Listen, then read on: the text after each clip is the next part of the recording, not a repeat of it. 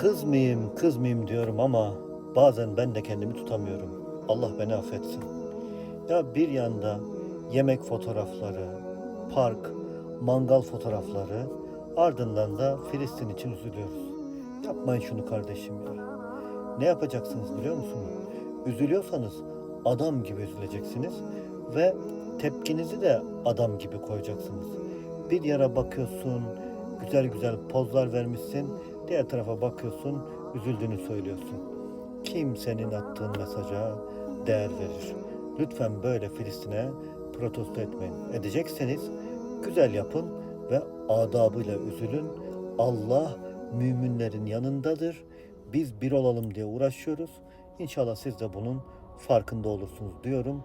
Lütfen böylesi durumlara düşmeyin. Esselamu Aleyküm.